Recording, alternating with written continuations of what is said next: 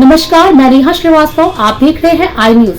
आई news में आपका स्वागत है। आइए नजर डालते हैं आज की सुर्खियों पे। देवश्री पब्लिक स्कूल आपके बच्चों को देता है अच्छे संस्कार, उत्तम चरित्र एवं हमारे संस्कृति से ओत-प्रोत शिक्षा। वर्तमान प्रतिस्पर्धा के इस वैज्ञानिक एवं तकनीकी युग में गुणवत्तापूर्ण शिक्षा में नंबर 1 विद्यालय देवश्री पब्लिक स्कूल पकुड़िया। सुनो घंटी बजी स्कूल की, चलो स्कूल। श्री गंगानगर जिले के गस्सिंगपुर सिख धर्म के संस्थापक व प्रथम गुरु श्री गुरु नानक देव जी के प्रकाश पर्व पर श्री गुरुद्वारा सिंह सभा गस्सिंग के द्वारा 11 दिवसीय प्रभात फेरियों का आयोजन किया गया। जगह जगह प्रभात फेरी का जोरदार स्वागत किया गया। सोमवार को प्रभात फेरी नरेश चंद्र सूद के निवास स्थान पर पहुंची। सूद परिवार के द्वारा प्रभात फेरी का पुष्प वर्षा कर जोरदार स्वागत भी किया गया। सूद परिवार में सुंदरमणि, ऋषि सूद, आंचल सूद, श्रुति सूद, पीयूष सूद, ऐशो सूद आदि भी सम्मिलित थे।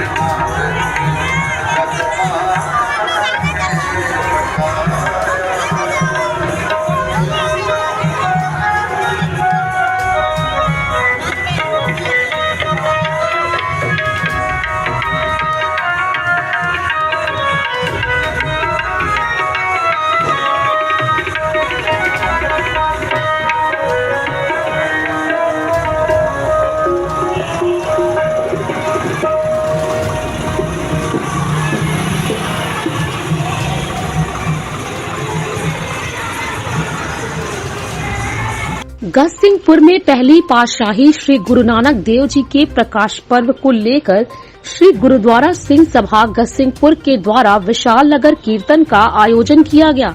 गुरुद्वारा सिंह सभा के प्रधान उजागर सिंह ने बताया कि गुरुद्वारा सिंह सभा को रंग बिरंगी रोशनी से सजाया गया है। इससे पूर्व गुरुद्वारा सिंह सभा के द्वारा 11 दिवसीय प्रभात फेरियों का आयोजन भी किया गया। शनिवार को प्रातः 10 बजे श्री अखंड पाठ साहिब का प्रकाश रखा गया है, जिसका भोग सोमवार को प्रातः 10 बजे पड़ा। भोग के उपरांत गुरु का अटूट लंगर बताया गया है। उसके पश्चात गुरुद्वारा सिंह सभा से दोपहर 12 बजे एक विशाल नगर कीर्तन निकाला गया। इस नगर कीर्तन में कस्बे व आसपास गांवों से बड़ी तादाद में सिख संगतें पहुंची। 5 प्यारों की अगुवाई में श्री गुरु ग्रंथ साहिब को फूलों की सजी पालकी में सजाया गया।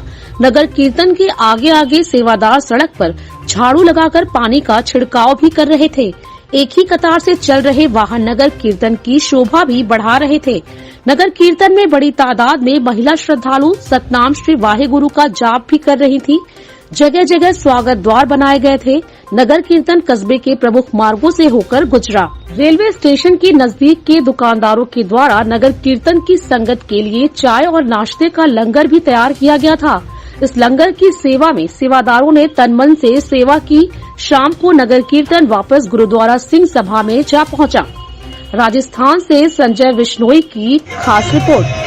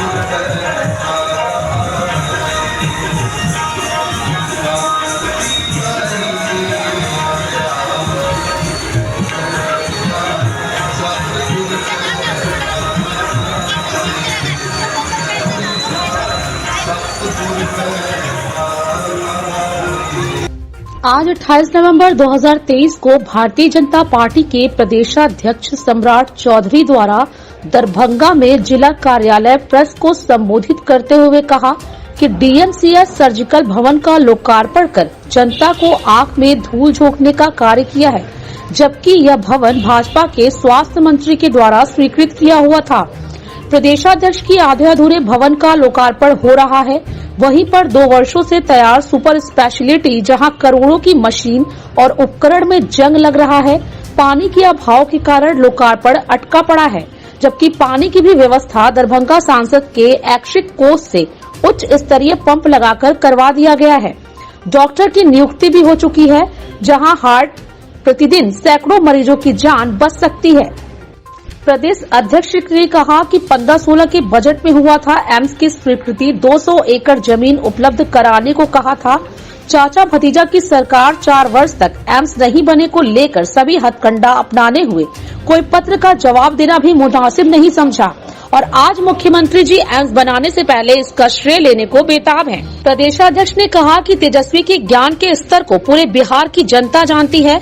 जानवरों का चारा खाने वाली और नौकरी के बदले जमीन लेने वाली पार्टी के उप मुख्यमंत्री को बताना चाहिए कि देश के किस राज्य 500 करोड़ में से एम्स बना है। किसी भी एम्स के सिर्फ ढांचागत निर्माण और उपकरण पर हजारों करोड़ रुपया खर्च करती है और बाद में डॉक्टर, स्टाफ, दवाई, मशीन, रिसर्च सहित दैनिक रखरखाव पर हजारों करोड़ सालाना खर्च करती है। सरकार अगर आज जमीन मुहैया करा दे तो हम लोग प्रधानमंत्री से मिलकर शिलान्यास भी करा देंगे।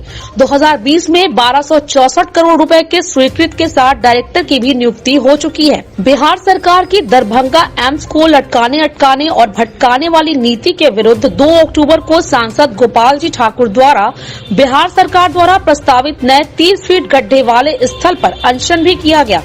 केंद्रीय स्वास्थ्य राज्य मंत्री एसपी सिंह बघेल ने राज्य सरकार से 200 एकड़ अविवादित और उपयुक्त जमीन देने का अनुरोध भी किया था, लेकिन राज्य सरकार उसी जमीन देने को लेकर अड़ी हुई है। साथ में उन्होंने ये भी कहा कि मैं राज्य सरकार से अनुरोध करता हूँ कि एम्स को राजनीति का अड्डा न बनाएं। एम्स का लाभ कई पीढ़ी को मिलता है।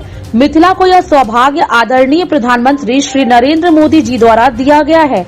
बिहार सरकार इसमें रोड़ा नहीं अटकाए और जल्द से जल्द एम्स के मानक के अनुरूप 200 एकड़ अविवादित और उपयुक्त जमीन जैसे बिजली, पानी, 4 लेन सड़क सहित अन्य सुविधा सहित भारत सरकार को हस्तांतरित करे ताकि दरभंगा एम्स का निर्माण कार्य जल्द ही प्रारंभ हो सके।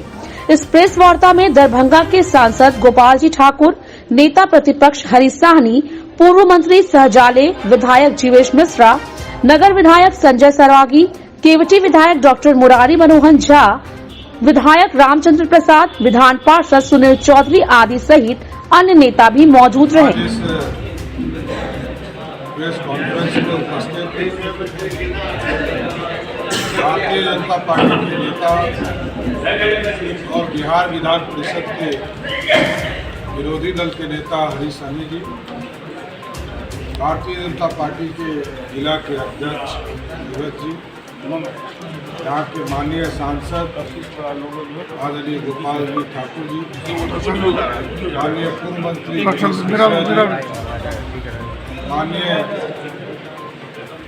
दरभंगा शहर के माननीय विधायक संजय सरावगी जी, माननीय विधान परिषद के सदस्य सुनील चौधरी जी, माननीय विधायक मुरारी मोहन जी, रामचंद्र प्रसाद जी, भारतीय जनता पार्टी के तमाम कार्यकर्ता साथी और यहाँ पर सभी मीडिया के साथी, हम लोगों को घोर आश्चर्य हुआ कल जब नीतीश कुमार जी दरभंगा आए और दरभंगा आने के बाद उन्होंने वही सब काम किया जो एनडीए की सरकार में हम लोगों ने शुरुआत की।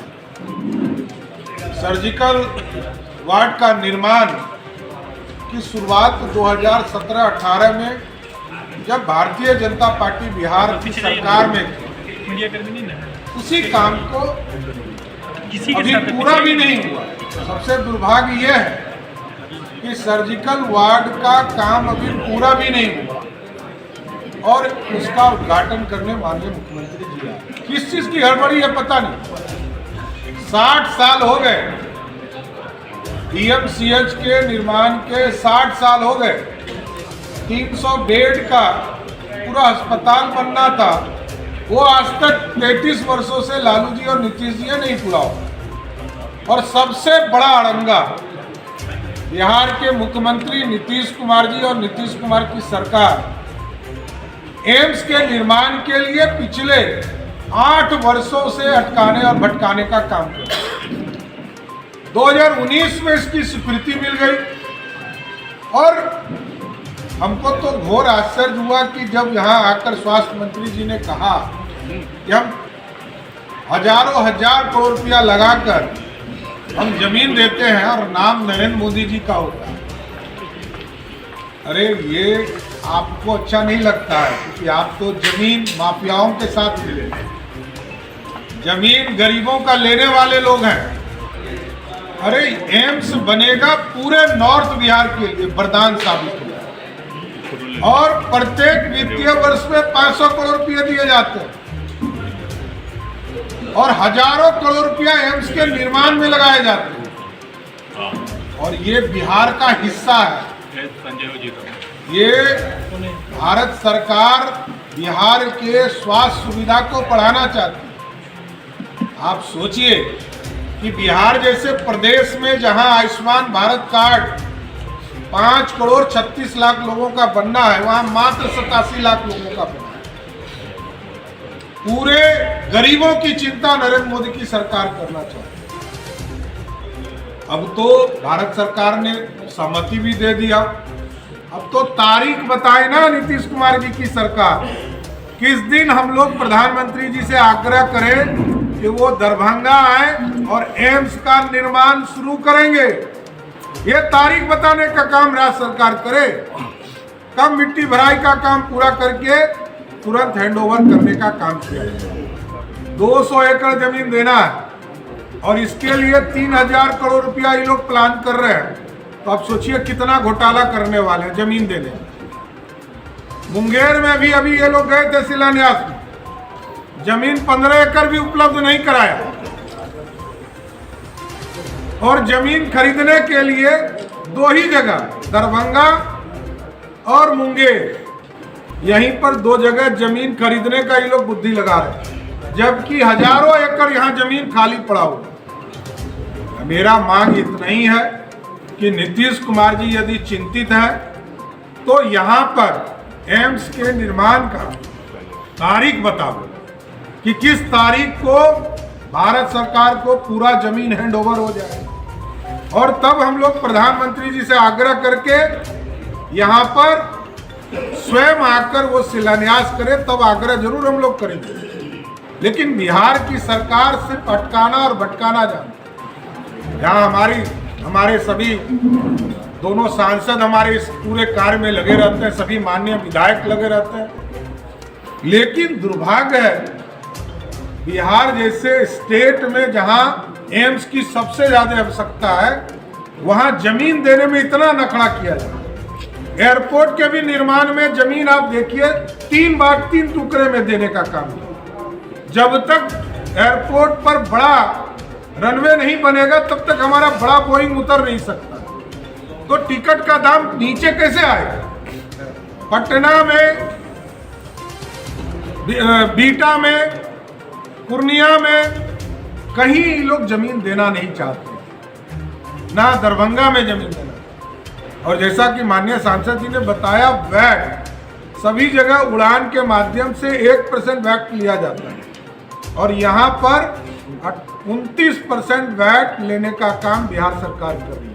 आप सोचिए कि बिहार के लोग बाहर जाते हैं मजदूरी करने, उसका भी पैसा नीतीश कुमार जी की सरकार लेने का काम कर रही है। इसलिए एम्स के निर्माण में मैं मांग फिर करता हूं नीतीश कुमार जी से, हमारे सभी माननीय विधायक सांसद इसका लगातार आग्रह कर रहे हैं। 1 महीने में इसका समय डेट फिक्स कीजिए और आदरणीय प्रधानमंत्री जी से सभी लोग मिलकर आग्रह करेंगे कि दरभंगा के एम्स का निर्माण तुरंत शुरू कराया जाए। जमीन बिहार सरकार ने हैंडओवर कर दी, आज भी मोटेशन एम्स दरभंगा के नाम से, और उस जमीन पर डायरेक्टर एम्स ने झंडा भी फहरा दिया। उसके बाद तो अब तक के लिए बस इतना ही। खबरों का सिलसिला लगातार जारी रहेगा। बने रहिए हमारे साथ, हर खबर पर पहली नजर।